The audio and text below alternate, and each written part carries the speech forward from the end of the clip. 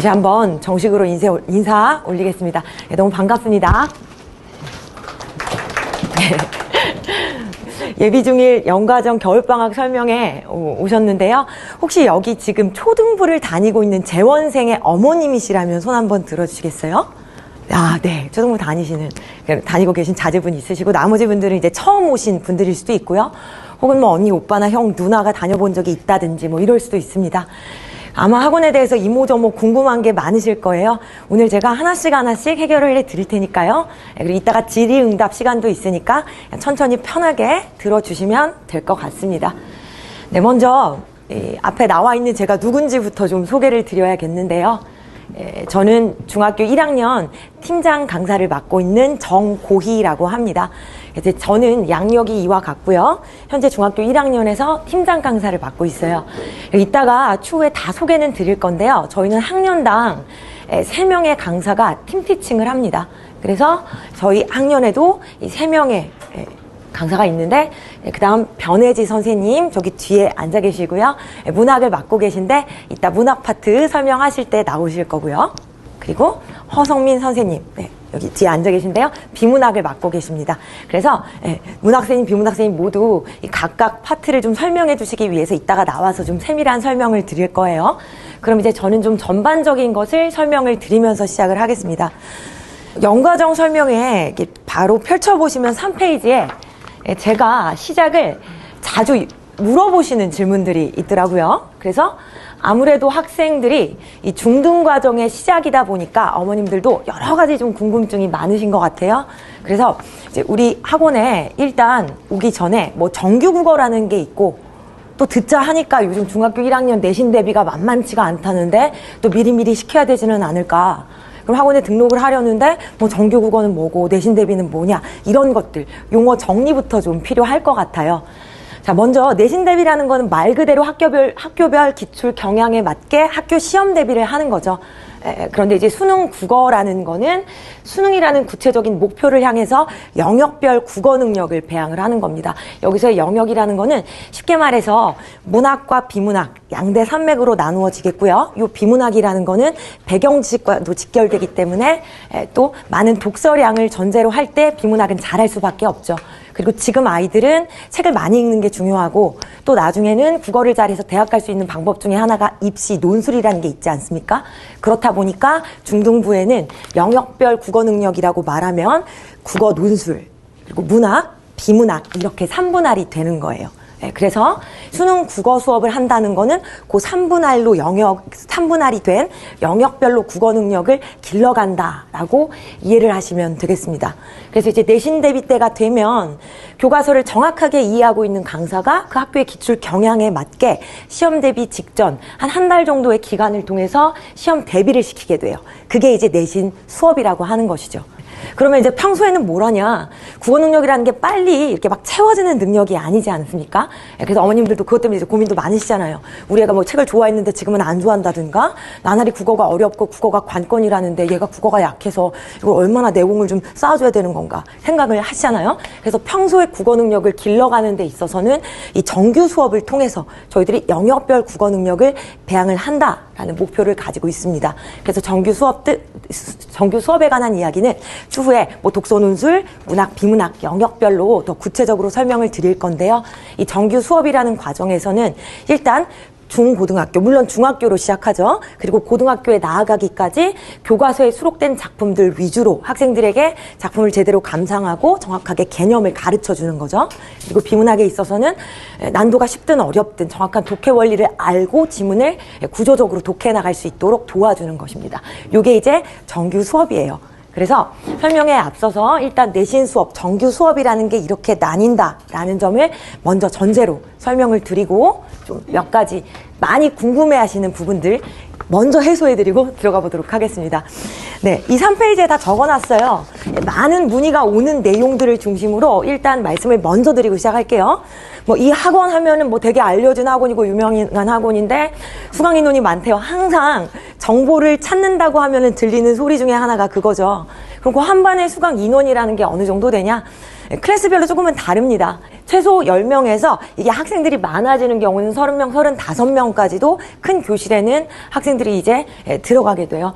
근데 이제 알다시피 3명의 강사가 팀 티칭을 하기 때문에 분반이라는 게 이루어지게 되거든요. 그래서 대형 강의실이 하나 있고 중간 사이즈의 강의실이 하나 있고 소규모 강의실이 하나 있습니다.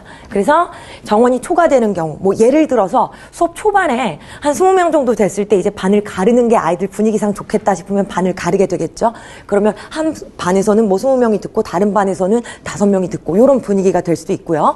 혹은 뭐 10명이 듣고 5명이 듣고 이런 분위기로도 이제 수업이 이루어질 수 있는 거예요. 그래서 일단 강사 팀 티칭이기 때문에 분반될 수 있다는 점을 생각하시면서 가장 큰 강의실은 35명 정도까지도 수용할 수 있고 최소 10명 정도로 시작을 한다라고 생각을 하시면 돼요. 수강 인원에 대해서 항상 궁금해하시는 점이 많은데요. 저희가 항상 그 재등록률이 좀 높은 편이에요. 그러니까 다녔던 친구들이 꾸준히 다니는 경우가 많거든요. 그러다 보니까 초반에 시작하는 인원이 항상 좀 많이 불어가기는 합니다. 그래서 초반에 아예 지금 예비 중1이라고 이름을 붙여놓은 초등부 학생들 데리고 시작할 때는 뭐 10명, 12명 이렇게 시작을 해도요. 그 아이들이 또 유지가 되는 상태에서 또 새로운 학생들이 들어오기 때문에 한 강의실의 정원은 이렇게까지 좀 늘어나는 편이에요. 그리고 이제 레테 여부, 워낙에 이제 레벨 테스트, 어느 학원을 가든지 좀 레벨 테스트가 있잖아요. 그래서 레테가 없는데 괜찮은 거 맞냐, 레테가 없는 이유가 있냐, 뭐 이런 걸 많이 물어보시더라고요. 그런데 이제 저희들이 일단 지향하는 거는 뭐냐면요. 일단 저희들은 최고의 코칭, 최고의 커리큘럼, 그게 가장 중요하다. 이게 이제 저희들이 좀 추구하는 바라고 말씀을 드립니다. 사실 레테를 통해서 우수한 애들을 골라가지고 뽑을 때 그 아이들을 열심히 공부를 시키면 그것은 당연히 학원 입장에서는 우수한 실적으로 연결이 될 수 있죠. 그런데 그것보다 중요한 거는 학생들의 지금의 성취도보다도 잠재 능력이라는 게 있는 거거든요. 근데 그 여부를 무엇으로 정확하게 판단할 수가 없어요. 그러니까 일단 저희들은 가장 중요한 거는 최고의 코칭이다. 그래서 다 국어를 전공한 사람이지만 굳이 이 저학년도 강사가 3명이나 투입이 되는 이유가 무엇이겠습니까? 영역별로 굉장히 전문화시켜서 그 영역을 정확하게 가르쳐 줄 수 있도록 정확하게 티칭할 수 있는 그런 강사들이 이제 모여 있는 거고요. 그리고 이제 커리큘럼에 있어서는 사실 저희 학원이 많이 알려져 있죠. 그래서 굉장히 우수한 커리큘럼, 요걸 학생들에게 제공을 함으로써 어느 가지에서 어떤 학생들이 어떻게 결실할지 저희들은 모릅니다. 미리 예단하지는 않아요. 가능성을 열어놓고 가장 최고의 교육을 저희는 선사를 하는 입장이라는 거 좀 말씀을 드립니다. 네, 보충 수업 많이 물어보세요. 왜냐하면 이제 아무래도 이제 크리스마스도 다가오고 있고요. 또 1월은 이런저런 가족 여행 계획이 많잖아요. 그런데 물론 결석을 하더라도 저희들이 온라인 체제가 굉장히 잘 구축이 되어 있습니다. 그래서 결석을 하더라도 그 주는 그냥 거르지 마시고 꼭 온라인으로 수업 참여를 시키시는 것도 좋고요. 기본적으로 수업 시간 변경이 가능한데 이 부분은 이따가 시간대를 설명드리면서 말씀을 드릴게요. 아주 쉽게 말하면 금, 토, 일 7타임의 시간대에 모두 동일한 수업이 이루어지기 때문에 만약에 금요일날 우리 아이가 수강을 해야 되는데 뭐 가족 여행이 잡혀서 토요일에 돌아온다. 그러면은 미리 전화 한 통화 주시고 일요일로 변경해서 보내주시면 되겠죠. 그런데 금, 토, 일 주말 내내 우리 가족이 여행을 간다, 뭐 해외를 간다 할 때는 뭐 온라인 링크를 받아두시면 추후에 그 링크를 통해서 언제든지 보완학습을 하실 수 있고요. 그리고 저희가 주중에 보강 클리닉이라고 해서 그 전주에 이루어졌던 수업에 대해서 조금 더 소규모 단위로 모인 아이들에게 다시 좀 되풀이 수업, 반복 수업, 보강 수업을 해줘요. 그래서 요거를 이용하시는 방법도 있습니다. 자, 당연히 말씀드린 바와 같이 이 온라인이라는 게 많이 저희가 활성화가 되어 있고 이 구글 플랫폼으로 해서 굉장히 잘 구축이 되어 있기 때문에 과제 검사 테스트 다 이루어집니다. 그래서 온라인으로 수강을 대체하는 경우는 정해진 기한 내에 반드시 과제를 내야 돼요. 그래서 아이가 뭐 엄마 나 과제 냈어요 그랬는데 과제가 안 왔다. 그럼 학원에서 바로 전화를 드리고 과제가 대출이 안 됐으니까 확인해 달라고 그렇게 말씀을 드리거든요. 그리고 온라인으로도 테스트를 봅니다. 이 구글 링크를 통해서 아이들이 테스트를 볼 수 있도록 다 하니까 아주 간단하게 말하자면 저희들은 아주 일찍부터 구글 플랫폼으로 모든 온라인 체제를 철저하게 구축을 해놨기 때문에 만약에 현장 강의에 못 오시더라도 온라인으로 아이는 시험도 볼 수 있고 수업도 참여할 수 있다는 점 말씀을 드립니다. 자, 여기까지가 학원 시스템에 대해서 가장 많은 질문에 대한 답변의 내용이었고요. 사실 여기 오신 분들 중에 벌써부터 내신 걱정 많이 되실 거예요. 왜냐하면 들리는 소식들이 있죠. 지금 중학교 1학년들, 지금 저희 3명 모두 한창 내신을 하고 있는 때예요. 그래서 막 각자 목도 막 쉬어 있고 각자 좀 신체 컨디션들이 막 되게 좀 지쳐 있고 그래요. 왜냐면 아이들이 시험 보는데 저희가 시험 보는 것보다 더 텐션이 높아져 있거든요. 예, 중학교 1학년 시험 만만치 않습니다. 그래서 어머님들이 뭐 중학교 1학년 때 100점 안 맞아보면 언제 맞아봐요. 이렇게도 말씀하시는데 아닙니다. 중학교 1학년 때 100점 아니면 언제 맞아보냐? 옛말이에요. 중학교 1학년 시험이 장난이 아니거든요. 그래서 이런저런 들리는 말들이 있으시니까 아마 미리부터 걱정이 되실 거예요. 그래서 내신에 관련된 것도 좀 미리 드리자면 저희들이 이따가 설명드릴 무료 특강이 준비되어 있는데 그럼 그런 특강이 내신 대비에 정말 도움이 되냐? 당연하죠. 내년 이제 예비 중1, 중학교 1학년이 되는 학생들부터 또 교과서가 바뀝니다. 그럼 교과서가 바뀌는데 문법의 가짓수가 더 불어났어요. 그래서 아이들에게는 학업 부담이 조금 더 늘어난 셈이거든요. 그래서 지금까지 내신 추이로 볼 때 이 문법이라는 게 내신의 척도가 되고 있거든요. 예, 그래서 문법이 중요한데 그래서 저희들이 올해는 특히 좀 문법에 더욱더 힘을 줬어요. 그래서 특강은 이 문법, 아이들이 좀 확실하게 문법 잡고 갈 수 있도록 특강을 마련을 했고요.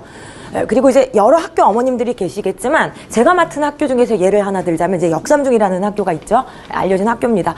그 학교 같은 경우는 이제 요번 2학기 중간고사 때 문학에서 학생들이 좀 고전을 면치 못했습니다. 왜냐하면 문학에서 배우지 않은 내용이 선택지로 이렇게 나왔는데 애들이 전혀 그 작품에 대해서 어떻게 접근해야 되는지를 너무 어려워하는 거예요. 그래서 문학과 비문학 역시 정말 기본적으로 계속 내공을 쌓아가는 아이들이랑 그렇지 않은 아이들이 내신에서도 좀 좌우가 됐어요. 그거는 있었던 일이라서 말씀을 드릴 수밖에 없죠. 그러다 보니까 저희들 역시 이 방학 때 문학과 비문학 특강으로 문학은 개념어 잡아주고 또 비문학은 독해 원리 일찍부터 아이들이 좀 훈련할 수 있도록 해주고 있습니다.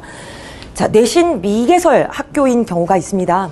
다가오는 이제 내년은 좀 달라질 수도 있는데요. 잠실중학교 같은 경우는 전년도에는 저희들이 내신을 했어요.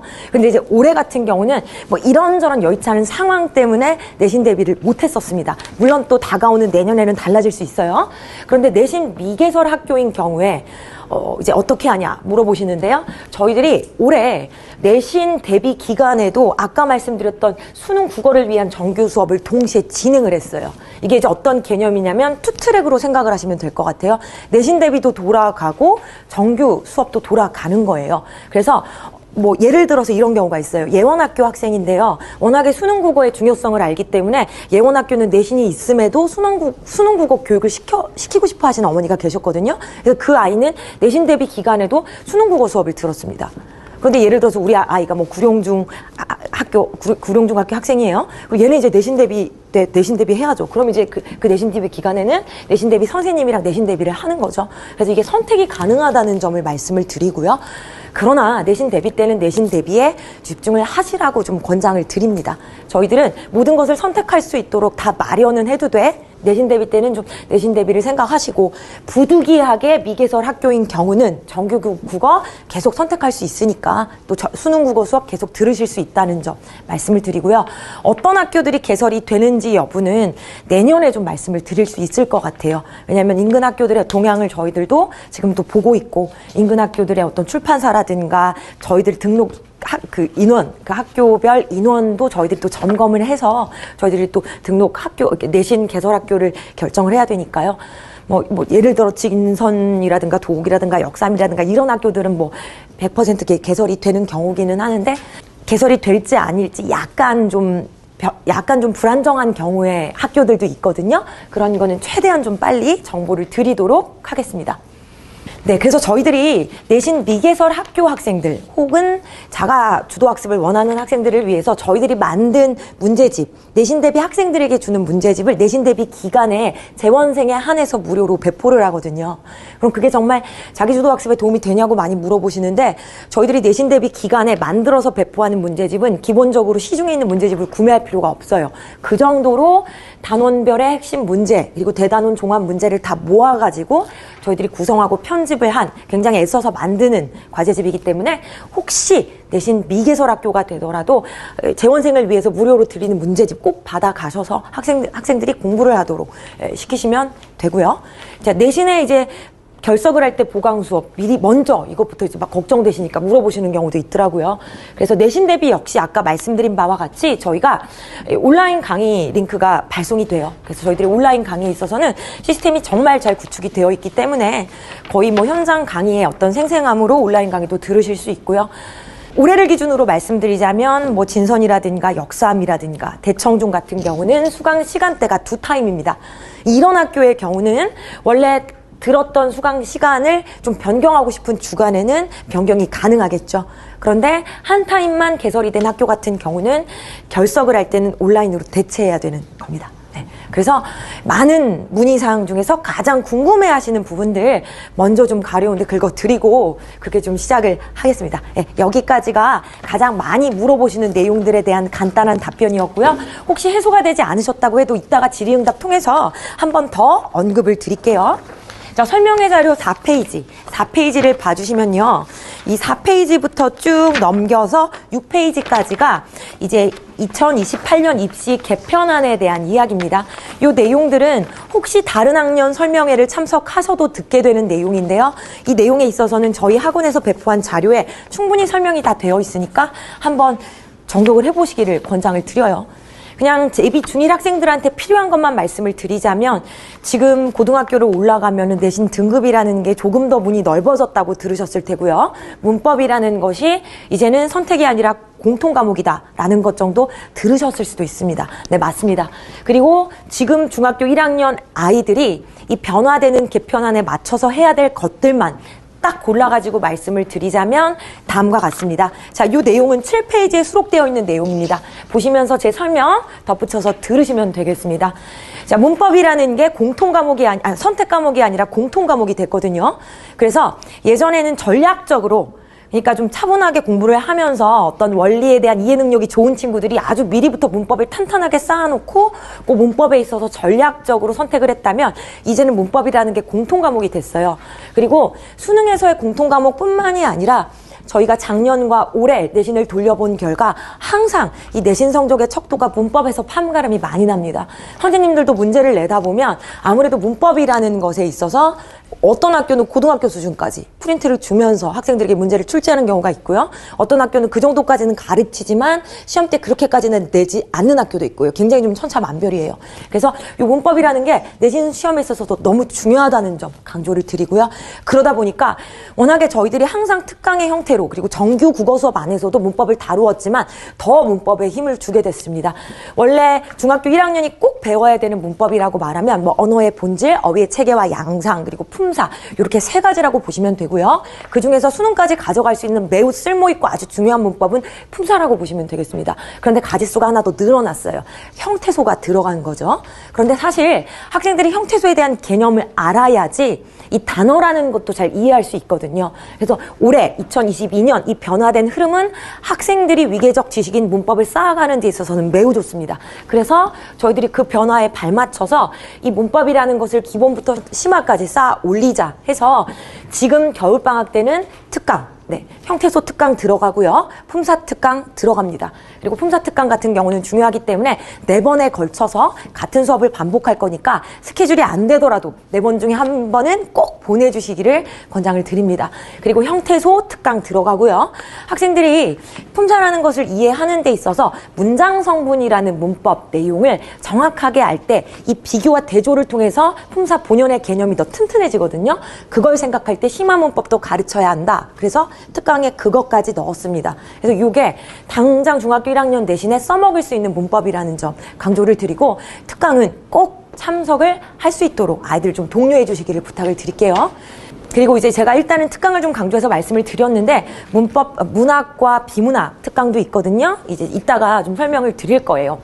아까 미리 말씀은 드렸지만 역삼중이 중간고사 때 이 문학이라는 게 예기치 못한 변수가 됐었어요. 이 품사가 어려울 거라고 예상했는데 품사는 생각보다 쉬웠고 문학에서 아이들이 완전 난항을 겪었습니다. 그래서 문학이라는 것 기본적으로 항상 문학의 개념이라는 것을 정확하게 알고 문제를 풀이하는 그런 훈련이 된 친구들이 좀 유리하도록 그렇게 좀 내신이 나왔거든요. 내신 시험이 출제가 됐거든요. 그래서 그런 것까지 고려해서 저희들이 이제 문학, 비문학도 특강으로 좀 탄탄하게 넣었습니다. 예, 앞서가는 전략 두 번째, 일단 2022년 개정 교과 과정에서 강조되는 거는 뭐냐면요, 논술형과 서술형을 강화하겠다는 거예요. 그런데 이 변화 추이에 맞춰서 작년 시험의 경우 뭐 개원 중 올 서술형이었던 적도 있고요. 뭐 단대부중 같은 경우 역시 서술형, 뭐 단답형 꼭 시험 문제에 넣어서 출제를 하는 거죠. 왜냐하면 학생들이 지식이라는 것을 정확하게 풀어서 서술할 수 있는 능력까지 가야지 그게 이제 지식의 완성이라고 볼 수 있거든요. 예를 들어서 그런 거 있잖아요. 뭘 물어봤을 때 그 있잖아요. 나 그거 아는데 안다고 착각을 하지 알지 못하는 거예요. 사실 정말 안다는 거는 완벽하게 문장의 형태로 그것을 서술할 수 있을 때 그 아이는 그것을 제대로 이해했다고 말할 수 있어요. 그런데 나 아는데 이런 수준으로는 오지선다형에서는 답을 맞출 수도 있습니다. 그런데 서술형이나 논술형에서는 답을 맞출 수가 없죠. 그러다 보니까 아이들이 정확하게 알고 있는 그 지식을 선명하게 서술할 수 있느냐까지를 이제 정확하게 보겠다는 거예요. 그래서 요즘 아이들이 아시다시피 문해력이 많이 약하죠. 그러다 보니까 아무래도 무언가를 정확하게 서술하는 능력도 너무나 떨어지고 있기 때문에 이런 변화가 나타날 수밖에 없겠죠. 그래서 저희들이 2022년 개정 교과 과정에서 논술형과 서술형이 강화됐다라는 보도가 나오자마자 저희들 모두 과제집 개편했고요. 그리고 저희들이 매주 보게 하는 테스트에 서술형 문제를 넣었습니다. 왜냐하면 저희 학원이야말로 그런 변화 흐름에 발맞춰서 바로바로 따라가야 되잖아요. 그래서 논술형과 서술형 저희들이 영역별로 강화를 해뒀다는 점 말씀을 드리고요. 그리고 중등 과정에서 독서 논술 왜 하겠습니까? 정확하게 표현하는 능력을 매주 쌓아가는 거거든요. 그래서 논술형과 서술형 저희들은 그 변화에 발맞춰서 다 그 변화에 대비가 되어 있다는 점 강조를 드릴게요. 자, 여기 밑에 전략 세 번째, 이제 소규모 클리닉으로 물샐 틈 없는 보강 관리라고 적어놨는데요. 아까 말씀드렸습니다. 결석을 할 때는 주중 클리닉도 있어요 라고 말씀을 드렸죠. 저희들이 주중에 보강 수업을 합니다. 이 대규모 학원의 핸디캡을 어떻게 하면 해소할 수 있을까? 강사들이 좀 많이 고민을 한 끝에 지금은 이제 저희 학원에서 정착이 된 시스템이 요 클리닉 시스템이에요. 그래서 강사 입장에서는 수업을 또 해야 하는 수고로움은 있을 수 있으나 주중에 학생들을 부르게 되면 아주 소규모로 5명 내외로 올 때가 많거든요. 그럼 그 5명 정도의 학생들과는 좀 질의응답을 받거나 어떤 경우는 1명만 올 때도 있어요. 왜냐하면 아이들이 워낙에 학원 스케줄이 바쁘잖아요. 그러다 보니까 그런 소규모 학생들을 데리고 지난주에 가르쳤었던 정규 수업의 내용을 다시 한번 넣어줄 수 있는 그런 보강 수업이 클리닉이라는 형태로 주중에 제공이 된다라는 점 말씀을 드려요. 그리고 기본적으로 전주에 본 테스트 성적이 너무 안 좋다 할 때는 강사가 지정을 해서 클리닉을 나오도록 합니다. 그래서 이 클리닉이라는 거는 본인이 원해서 엄마가 보내서 혹은 강사가 지정해서 클리닉에 참여하는 형태로 보강 수업이 이루어진다는 점 말씀을 드려요. 그리고 과제에 있어서도요. 과제를 다 했다라고 나와 있는데 아이가 제시를 자꾸만 걸려요. 제시험을 자꾸만 걸려요. 과제 완성도에 뭔가 구멍이 있는 거거든요. 혹은 과제를 너무 상습적으로 안 해온다 할 때는 그냥 저희들이 학원으로 불러가지고 저희가 과제를 끝내고 검사를 해가지고 보냅니다.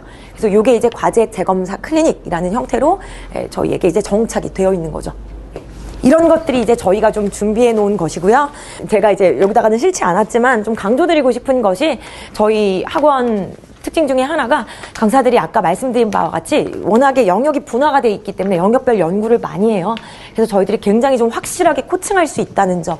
일단 저희들이 이제 가르치는 능력에 있어서는 뭐 스스로 입을 가지고 자화자찬하는 것 같아서 쑥스럽습니다만 그래도 저희들 잘 가르친다는 이야기 많이 듣습니다. 그러니까 좀 믿고 보내주시면 학생들 굉장히 좀 좋은 수준으로 끌어올릴 수가 있습니다.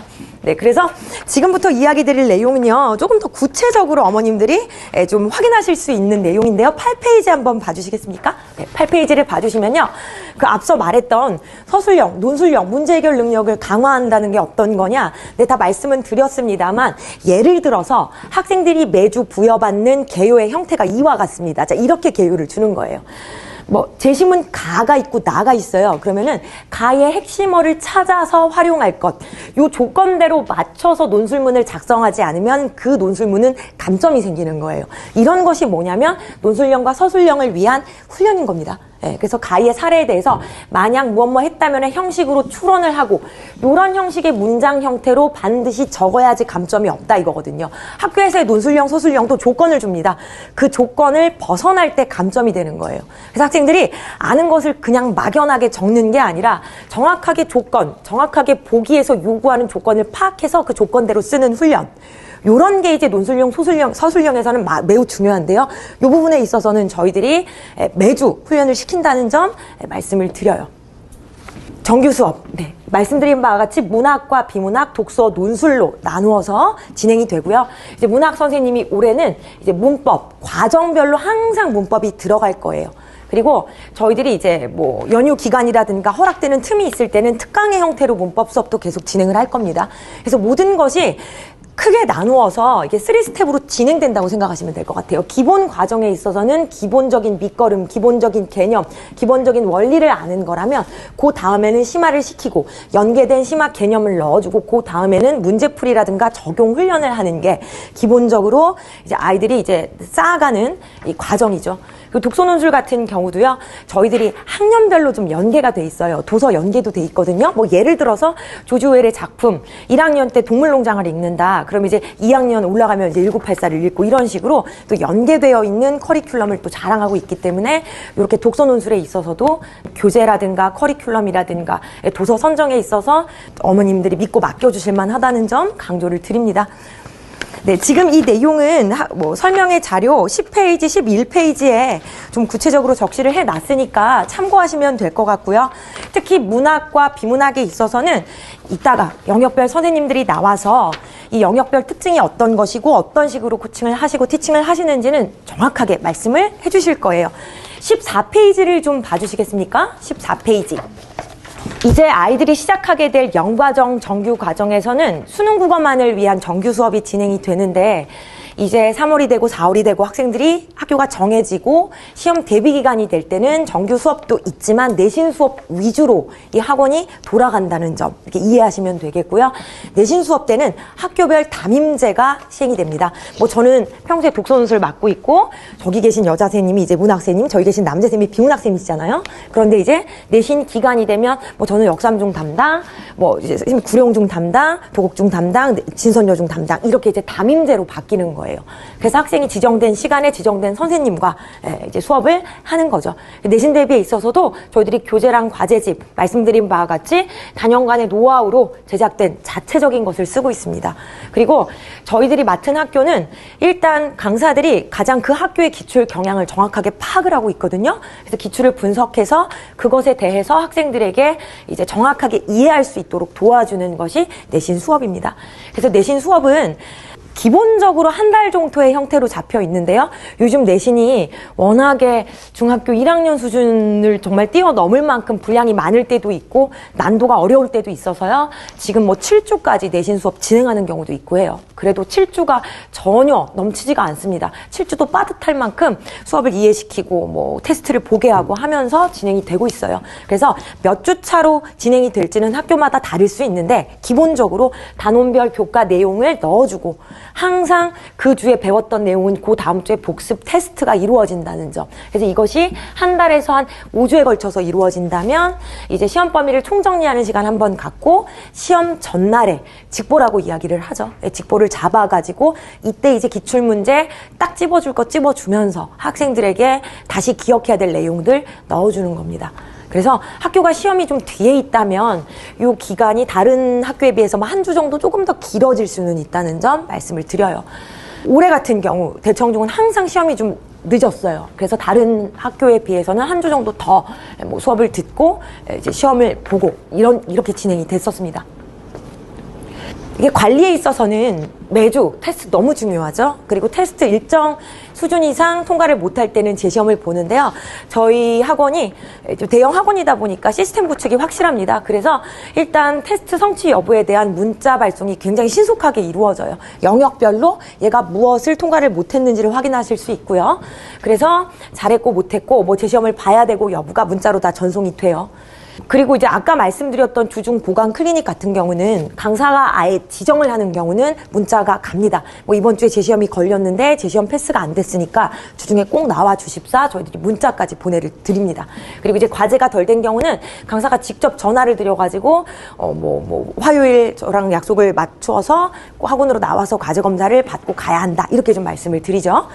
그 독서 논술에 있어서는 제가 이제 한 주 혹은 한 달 혹은 5주 정도 지켜봐서 평균 점수보다 계속 밑도는 학생들을 불러가지고 대면 첨삭을 해요.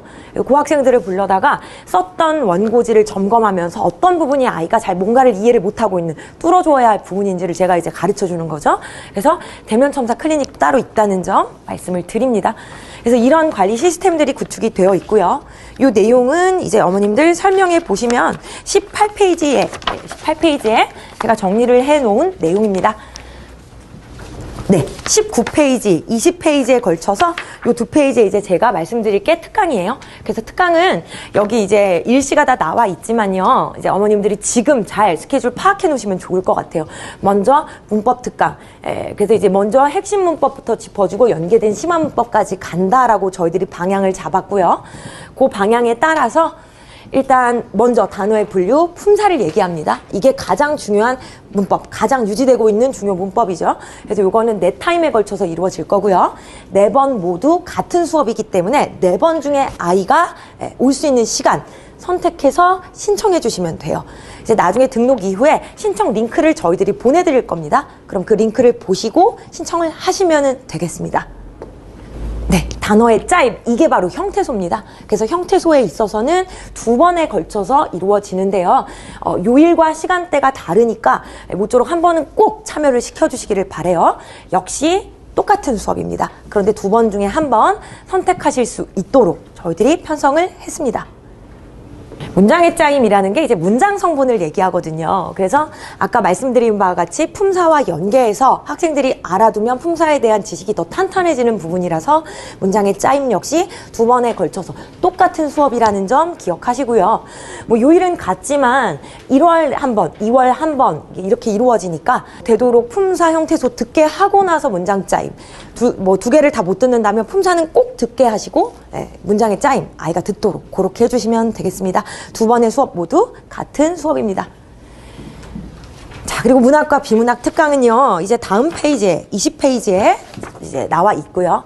일단 학생들이 문학에서 가장 어려워하는 게 문학에 나와 있는 어휘가 일상 어휘와 크게 다를 바가 없으니까 제멋대로 읽어요. 그런데 문학에 나와 있는 어휘, 특히 문제에 나와 있는 어휘는 개념어로 받아들이고 적용을 해야 돼요. 그렇다 보니까 문학 선생님이 문학 개념어부터 좀 넣어주고 싶다 하셔가지고 개념어 입문 특강이라고 해서 꼭 학생들이 듣는 것을 추천을 드립니다. 그리고 이제 비문학의 경우는요, 이제 아예 독해 실전으로 가서 정말 비문학 지문이라는 것이 어떤 것인지 학생들이 좀 맛보고 실전 훈련을 할 수 있도록 그렇게 진행을 하려고 합니다. 그래서 문학 개념어 입문 특강 같은 경우는요, 2월 화요일, 수요일 다른 요일에 걸쳐서 똑같은 수업 2번이니까 가능한 때 한 번을 골라서 보내주시면 되겠고요. 이제 비문학 독해 실전 훈련 특강은 역시 2월에 2번이고요. 똑같은 수업이라는 점 말씀을 드립니다. 그래서 겨울방학 때 학생들이 시간을 허투루 보내지 않게 꼭 특강 참여시켜 주시고 가능하면 모든 특강을 다 참여할 수 있으면 더할 수 없이 좋을 것 같아요. 그리고 이제 21페이지부터 수업 구성에 대한 설명을 좀 드릴게요. 미리 다 설명을 드려서 이제는 좀 이해가 쉬우실 거예요. 이제 독서논술이라는 영역에 있어서는 기본적으로 책을 읽어오면 그 책 내용을 제가 수업 시간에 설명을 하고요. 그리고 수업 때 논술문을 작성합니다. 아이들이 만나게 되는 대학 입시 논술 문제, 이게 뭐냐면 아이들이 이제 논술 문제를 읽고 논술문을 작성하는데 대학 입시 논술 문제를 중학교 1학년 수준에 맞게 제가 이제 개조해서 설계한 것을 아이들에게 보여주면서 글을 쓰도록 하는 거죠. 그래서 그 글을 쓰면 그 다음 주에 채점과 첨삭을 해서 돌려주고요. 그 글에 대한 모범 답안까지 학생들에게 제공을 합니다. 그리고 독서논술 영역에 있어서의 평가는 항상 책을 읽어오니까 꼼꼼하게 제대로 읽어왔는지 독서 확인 테스트를 봐요. 그래서 일정 기준 이상 미달일 때는 주중에 나와서 다시 한번 클리닉을 듣는다든지 재시험을 볼 수 있도록 그렇게 지도를 하고 있어요. 그리고 이제 과제집은 어떻게 구성이 돼 있냐. 기본적으로 독서 논술은 책을 읽고 수업을 참여해야 되기 때문에 그 책을 읽고 나서 내용 정리를 단답형으로 하거나 서술형으로 하도록 그렇게 과제집이 구성이 되어 있습니다. 그리고 매주 나누어주는 논술문의 모범 답안, 즉 예시 답안을 원고지의 형태로 매주 필사하도록 그렇게 훈련을 시키고 있어요. 이 원고지 쓰기라는 게 띄어쓰기의 감각을 길러주는 거고요. 띄어쓰기의 감각이 길러지면 그게 또 품사랑도 연결됩니다. 왜냐하면 품사 배우기 직전에 먼저 하는 게 단어 개수 세는 건데, 단어 개수는 사실 한국 사람이면 띄어쓰기 형태만 봐도 단어 개수는 보이는 거거든요. 그래서 띄어쓰기를 정확하게 하는 거는 사실 문법과도 직결이 돼요. 그래서 띄어쓰기 훈련, 맞춤법 훈련, 원고지를 통해서 할 수 있도록 그렇게 하고 있습니다. 네, 문학, 문법까지 기본적으로 개념 넣어주고 그 개념을 잘 보여주는 교과서 작품을 학생들은 배우고요. 배운 내용은 항상 테스트를 거칩니다. 그래서 전주에 배운 거를 그 다음 주에 테스트 본다라고 생각하시면 되겠고요. 꼭 서술형 대비할 수 있도록 서술형 한 문제씩 넣어주고 있어요. 점수가 역시 미달일 때는 제시 대상자가 되고요. 제시에도 합격을 못할 때는 개별 지도를 받게 됩니다. 그리고 문학은 배웠던 내용 과제집에서 복습할 수 있도록 되어 있고요. 그리고 문학이 쭉 진행이 되다가 이 문학 커리큘럼이 또 문법으로 이렇게 변화가 되거든요. 그럼 문법 역시 비슷합니다. 문법 개념 넣어주고 일단 그것에 있어서는 평가도 이루어지고 숙제도 해와야 되는 거, 이렇게 이제 이해하시면 되겠습니다. 네, 비문학 지금은 교과서에 수록된 지문을 위주로 가는데요.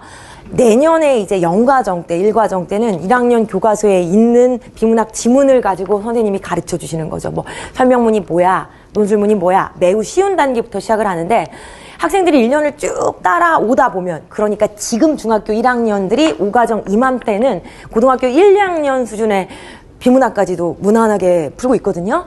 지금 내신 대비와 겸해서 진행되고 있는 정규 수업에서 비문학 같은 경우는 고등학교 1학년 지문 배우고 있어요. 학생들 잘 따라오고 있고요. 이런 식으로 지문이라는 거는 난도를 높여가는데 일단 난도와는 무관하게 독해 원리 정확하게 알고 글을 볼 수 있도록 훈련을 시킵니다. 그래서 비문학도 배운 내용에 대한 복습 테스트 이루어진다는 점 말씀을 드리고, 항상 점수 미달인 경우는 무조건 재시험 응시하고 가야 되는 경우고요. 과제집에 있어서는 복습 과제 따로 나가고 문단별로 요약하는 문장을 쓰는 훈련도 저희들이 추가해서 시킬 것입니다. 네, 그래서 과제를 잘 했냐, 테스트를 잘 봤냐 여부는 아까 말씀드린 바와 같이 바로바로 문자로 보내드린다는 점 얘기를 드리고요. 저희들이 또 과정별로 종합 성적표를 발송을 하는데, 이거는 영역별로 학생의 성취도를 아예 분석을 해서 그래프화 시켜가지고 가시적으로 얘가 요걸 요만큼 해냈구나, 요건 부족했구나, 이렇게 좀 볼 수 있도록 저희들이 성적표를 제공을 하거든요. 그러면 이 학원에서 한 과정이 끝나고 받게 되는 성적표에 우리 아이가 1등, 우리 아이가 우수하다 그러면 어머님들이 좀 뿌듯해 하셔도 돼요. 왜냐하면 소규모 학원도 아니고 대규모 학원에서 굉장히 세분화된 탄탄한 커리큘럼으로 학생이 따라왔는데 2달 끝나고 좋은 성적을 받았다는 거는 정말 이 학생이 좋은 국어 능력을 갖춰가고 있다는 일종의 뭐 증거가 되거든요. 그래서 성적표 발송 저희들이 굉장히 좀 중요하게 생각하면서 하고 있습니다. 그리고 매주 논술문에 대해서는 피드백이 가니까 그 논술문도 꼭 잘 모아 두시라고 말씀을 드리고 싶어요. 이 이야기는요, 이따 독서논술 이야기에서 조금 더 구체적으로 말씀을 드릴게요. 그러면 커리큘럼 22페이지에 나와 있는 내용 휘리릭 말씀을 드리겠습니다. 자, 책 한 권을 2주 혹은 3주에 걸쳐서 본다고 이해하시면 되겠습니다. 그리고 문학에 있어서는 다 교과서에 나와 있는 아주 중요한 작품들과 연결된 필수 개념이고요. 비문학 역시 마찬가지입니다. 교과서에 나와 있는 필수적인 지문을 가지고 이제 독해 원리랑 연결되어 있는 개념들을 가르쳐 주는 거죠. 그래서 연과정은 10주로 이루어져 있는데요. 10주의 기간 동안 독서 논술 때는 총 4권의 책을 볼 거예요. 시작은 미국으로 귀화한 중국인이 쓴 소설 큰발 중국 아가씨라는 작품이죠. 그런데 그게 이제 중국의 이제 악습이었던 전종 문제를 다루고 있기 때문에 여러 가지로 좀 학생들에게 시사하는 바가 크고요. 성장 소설의 일종이기 때문에 학생들이 독서의 재미를 갖게 되는데 좀 적절한 책이에요. 그리고 심리학 책 3주에 걸쳐서 읽을 건데 그 책 하면서 뭐 정신과 의사 되고 싶다는 친구, 심리학자 되고 싶다는 친구 많이 만났거든요. 그래서 그 책이 학생들에게 정말 좋은 영향을 준다는 걸 봤기 때문에 심리학 책 한 권 3주 동안 볼 거고요. 이 재미없는 영화 끝까지 보는 게 좋을까는 경제학 책이에요. 근데 이 경제학 책 저자가 박정호라는 사람인데 이 비문학 지문에도 이 사람이 쓴 글을 가지고 비문학 제재, 비문학 지문으로 다뤄질 때가 많아요. 그래서 경제학, 학생들에게 경제학 개념을 굉장히 잘 설명해주는 그런 저자 중에 한 명인데 그 사람이 쓴 경제학 입문서라고 생각하시면 될 것 같아요. 편하게 읽을 수 있습니다. 식탁 위의 세계사. 정말 오랫동안 스테디셀러죠. 그래서 어느 학원을 가든지 이 책 제목은 한 번쯤은 들어보셨을 거예요. 근데 제가 아무리 고민해도 이 책은 뺄 수가 없습니다. 왜냐하면 정말 세계사 지식을 학생들에게 잘 설명해 줄 수 있는 유용한 책이기 때문에 3주에 걸쳐서 볼 예정입니다. 나머지 이렇게 문학이 이어지는데 마지막 보시다시피 의문으로 시작합니다. 그래서 앞으로 문법은 0과정, 1과정, 2과정 계속 거쳐가면서 계속 쌓아 나갈 거예요. 그럼 음은 지금 하고 끝나나요? 아니요. 나중에 또 특강의 형태로도 반복이 될 거죠. 그래서 문법의 형태로 진행된다는 점 이해를 해주시면 되고요. 여기 있는 모든 지문들, 제목은 어머니께서 굉장히 낯설 수 있는데요. 논증 방식, 교과서에 실려있는 아주 중요한 내용들이에요. 그래서 이런 것들 저희들이 이번 10주 동안의 커리큘럼으로 마련을 했습니다. 그래서 독서논술 필독서 이미지는 혼선이 없도록 이렇게 좀 보여드리니까요. 책에도, 이 설명의 자료에도 실어놨거든요. 책 제목이 혹시 같은 책이 있더라도 꼭 이걸로 구매를 해주시면 되겠습니다. 그럼 제가 이야기를 시작한 김에 독서논술에 대한 이야기 26페이지 좀 봐주시겠어요? 5분만 더 제게 시간을 주시면 독서논술 이야기를 좀 매듭 짓고 문학생, 비문학생 모시도록 할게요. 26페이지를 봐주시면 26페이지에 이제 이 책의 이미지들 나와 있죠. 그래서 어떤 책들인지 다 적어놨으니까 읽어보시고요. 27페이지랑 28페이지가 아까 말씀드렸던 독서논술 수업의 진행 형태예요. 책을 읽어와야 됩니다. 그럼 수업 때는 그 책에 대한 내용을 이해를 시켜주고요. 그리고 수업 중에 논술문을 작성해서 제출을 합니다. 그럼 그 다음 주에 제가 점수를 달고 피드백을 해서 아이들에게 돌려주는 거죠. 그런 형태로 독서논술이 진행된다라고 이해하시면 되겠고요. 29페이지는 좀 설명을 드릴게요. 자, 실전 논술 문제 예시를 한번 좀 봐주시겠습니까? 29페이지를 봐주세요.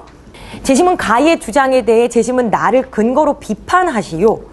그러니까 재심은 두 개가 주어지는 건데 근거를 가지고 주장을 펼쳐라. 그런데 어떤 것을 비판하는, 재심은 가를 비판하는 주장을 펼치라고 하잖아요.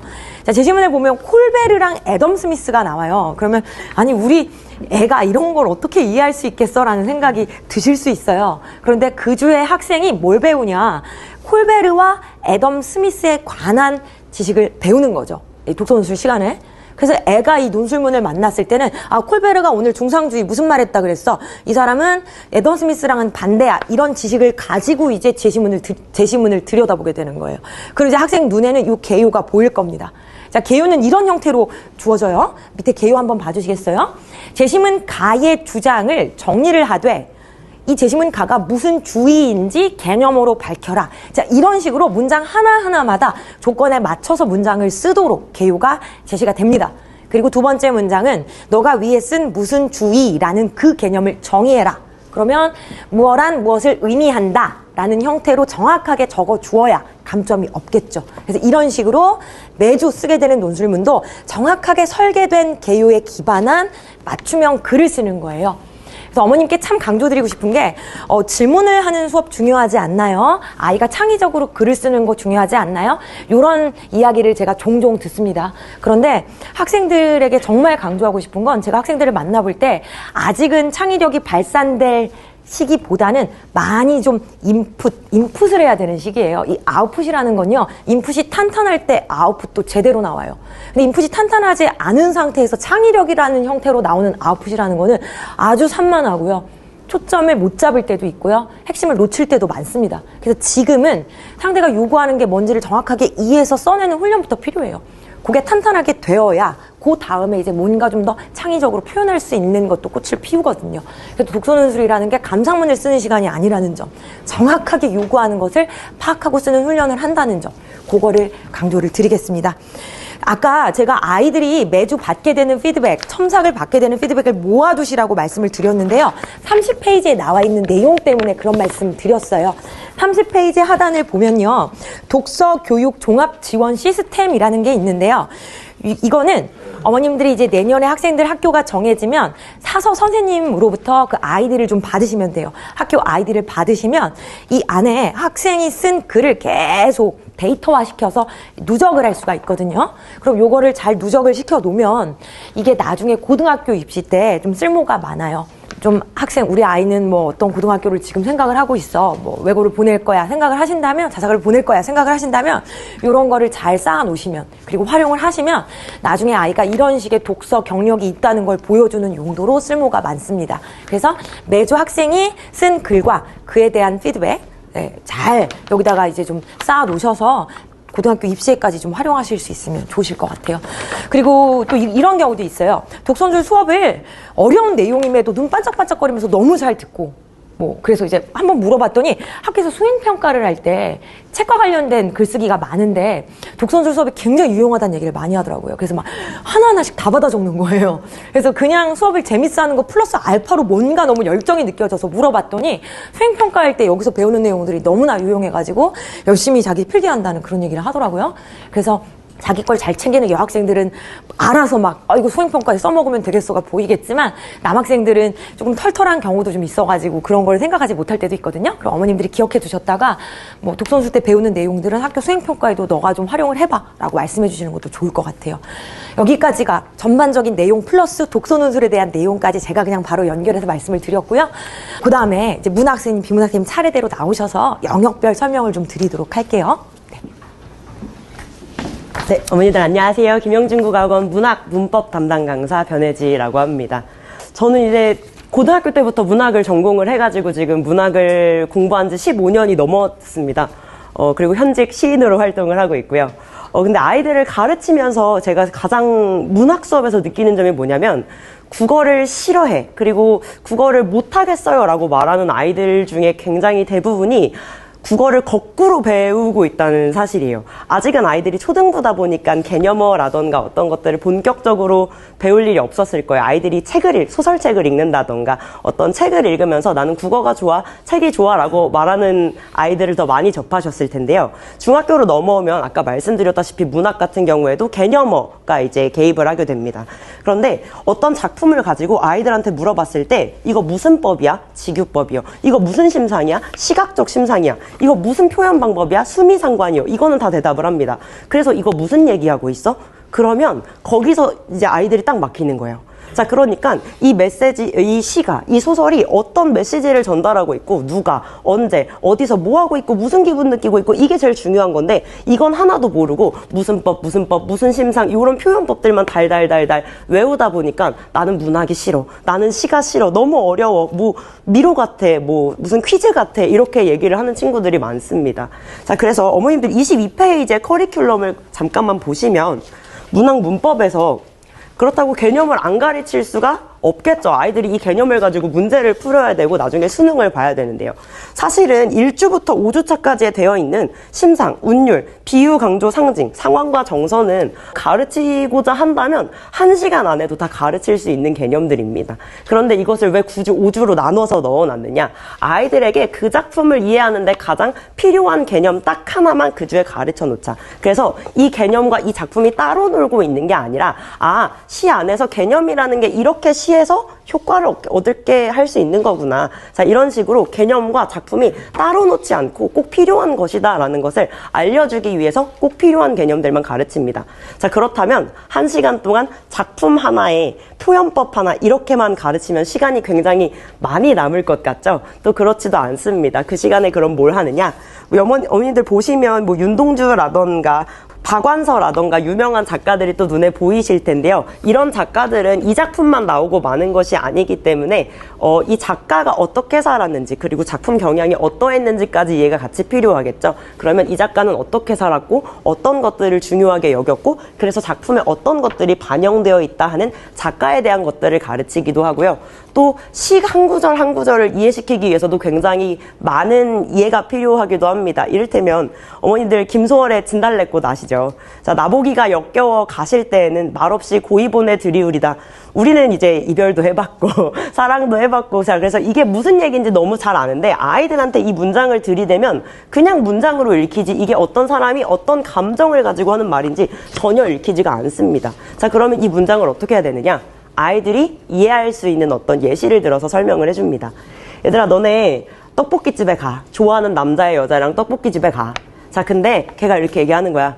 야, 너 역겨워. 퇴! 우리 이제 보지 마. 라고 하면 이제 애들이 난리가 납니다. 선생님, 어떻게 그런 말을 할 수 있어요? 자, 그럼 너네 어떻게 할 거니? 뭐 상을 뒤집을 거예요. 뭐 욕을 할 거예요. 야, 너도 역겹거든? 할 거예요. 뭐 침 뱉어줄 거예요. 자, 이러면서 이런 대응 방식이 나오죠. 근데 얘는 뭐 한대? 말없이 고이 보내준대. 자, 이렇게 하면서 아이들이 이해할 수 있는 상황에서 시를 시작하면 아이들이 이게 남 얘기가 아니라 내 얘기일 수도 있구나 하면서 시적 상황을 자신의 이야기로 받아들이기 시작합니다. 자, 이렇게 어떤 상황에 대해서 그리고 누가 어떻게 생각했는지를 공감할 수 있는 게 저희 문학 수업의 최종 목표이자 시작이라고 생각을 해주시면 되겠습니다. 자, 너는 문학뿐만이 아니라 문법도 같이 가르치고 있는데요. 문법 같은 경우에는 재미만 있으면 아이들이 다 까먹습니다. 자, 그래서 문법 시간에는 이 문법이라는 건 사실 언어의 체계고 언어의 논리이잖아요. 자, 그래서 그 체계와 논리를 명쾌하게 설명을 해줍니다. 자, 그런데 이걸 이해하고 집에 그냥 가면 어떻게 됩니까? 다음 주에 그대로 다 까먹어서 오죠. 자, 그래서 수업 시간 안에 아이들이 최대한 말해보고 따라해보고 그리고 효과적으로 암기할 수 있는 암기법까지 제시를 합니다. 자, 그래서 이해 그리고 암기까지 수업 시간 안에 잘 이루어질 수 있도록 지도하고 있습니다. 중학교 1학년 시작하기 전에 이제 예비 중1 문학 문법 아이들이 국어를 좀 좋아하면서 시작했으면 좋겠는데요. 저한테 맡겨주시면 아이들이 문학 좋아할 수 있게 시작 잘 해보겠습니다. 감사합니다. 네, 안녕하십니까. 저는 비문학을 담당하고 있는 허성민 강사라고 합니다. 네, 자, 앞에 문학 선생님께서 잘 말씀해 주셨는데요.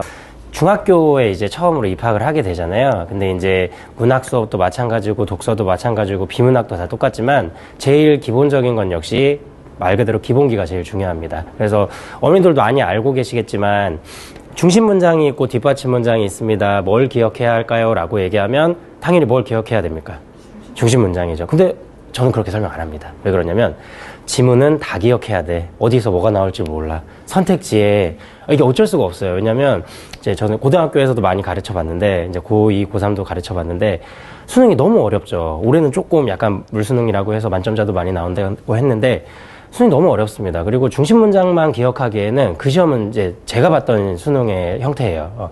짧은 시간 안에 많이 이제 빠른 시간 안에 푸는 유형이고 요즘에는 시간이 모자란 일은 거의 없습니다. 근데 지문이 너무 어려워요.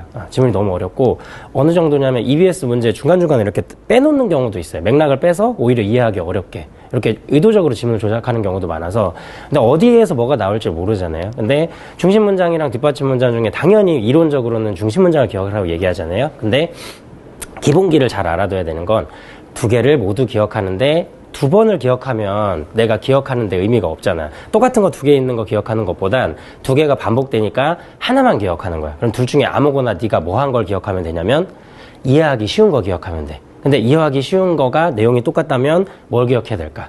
짧은 걸 기억하는 거야. 짧은 게 기억하기가 쉬우니까. 근데 중심 문장이 짧아요. 그래서 중심 문장을 기억하라고 얘기하는 거야. 자, 이런 식으로 좀 설명을 하거든요. 그리고 뭐 예시가 나왔을 때는 예시 이해 안 해도 돼 이런 게 아니라 예시 무조건 기억해야 돼. 왜냐면 이거 무조건 문제에 응용되니까. 그러니까 이런 나름대로의 전략이나 논리를 바탕으로 해서 이 비문학을 좀 설명을 합니다. 어머님들은 별로 관심이 별로 없으시겠지만 오늘 새벽에 손흥민 선수가 또 골을 넣었어요. 혹시 아시고 계신가요? 자, 근데 저도 보지는 못했는데 골을 넣었습니다. 손흥민 선수의 아버지가 맨날 강조하시는 게 있죠. 남자는 자신감이라고 얘기하는 것도 있지만 기본기가 무엇보다 중요하다고 하잖아요. 원숭이가 나무에서 떨어질 법하죠. 떨어질 수도 있는데 기본기가 탄탄한 원숭이는 1000번 만번에 한 번 떨어질까 말 거예요. 그러니까 다른 우리나라에 유례없는 손흥민 선수가 결정력이 그렇게 높은 건 워낙 기본기가 탄탄하기 때문이죠. 그래서 중학교 1학년 시기에 가장 기본기를 탄탄하게 하고 그 기본기를 단순히 중심 문장 기억해 그게 아니라 그 과정에서 왜 이걸 기억해야 되고 왜 이거를 덜 기억해도 되는지에 대한 그 안에 숨겨진 원리 이런 것들을 먼저 최대한 이렇게 설명을 해요. 자, 문학 선생님께서 설명하신 것처럼 개념어를 기본기로 삼았다면 비문학은 독해 원리입니다. 네, 다른 학원과 좀 차별점을 준다면 그냥 알려주는 게 아니라 왜 그런지에 대한 생각을 좀 하게끔 하면서, 그래서 실질적으로 중심 문장이 어렵고 난 뒷받침 문장은 이해하기 쉬웠어. 그러면 너의 입장에서는 중심 문장 기억 못해도 상관없어. 이거 기억하면 어차피 같은 내용이니까 2개 아니라 1개 기억하고 빠르게 독해하고 넘어갈 수 있어. 이런 원리들을 이제 이해하면 아이 입장에서는 나 이거 뭔지 모르겠어요. 근데 문제는 풀려요. 그게 그것 때문이야 라고 얘기해 줄 수 있는 거예요. 그래서 자, 기본기에 가장 충실하게 원리부터 시작해서 차근차근 이론에서 출발해가지고 개념까지 쭉 갈 수 있게끔 지도하려고 합니다. 그리고 이제 특강을 이제 개설을 했는데요. 특강은 이제 1학년 학생에게는 좀 익숙하지 않을 수 있는데 저는 좀 장기적으로 보려고 하거든요. 중학교 1학년이 연착륙을 잘 하기 위해서 최종적으로 달려가야 되는 건 수능 너무 멀긴 하지만 안 배운 지문 독해하는 거잖아요. 내신 때 배운 지문 독해하는 거니까. 그래서 이번 겨울방학도 마찬가지고 이제 이어지는 여름방학도 마찬가지지만 실전 문제 연습을 해서 아이에게 안 배운 지문 모의고사, 미니 모의고사 형식으로 제한된 시간 안에 내가 낯선 지문 나왔을 때 어떻게 독해하는지 이 훈련을 꾸준히 하는 게 좀 중요하다고 생각이 듭니다. 왜냐면 저도 고등학교 1학년 때 처음으로 학창시절에 모의고사를 처음 봤거든요. 정말 반밖에 못 풀었어요. 저 때는 뭐 어머니도 아시겠지만 60문제 풀고 이런 세대여서 정말 반 푸니까 시간이 다 가더라고요. 물론 푼 건 많이 맞았지만 시간 배분이 어려워서 아이들에게 어떻게 하면 고등학교 문제를 조금 쉽게 접근할 수 있는지, 왜냐면 이렇게 익숙해지면 나중에 고등학교 올라갔을 때 되게 무난하게 이게 잘 적응할 수 있으니까. 그래서 매번 실전 문제까지 연습하면서 특강을 준비했으니까요. 이런 것들까지 해서 그냥 아무 생각 없이 그냥 툭툭 던져놓은 특강이나 수업이 아니라 나름대로 체계적으로 짜임새 있게 생각하면서 만들었다. 이렇게 생각해 주시면 될 것 같습니다. 네, 감사합니다. 네, 그러면은 너무 와주셔서 감사하고요. 이것으로 마무리를 짓도록 하겠습니다. 감사합니다.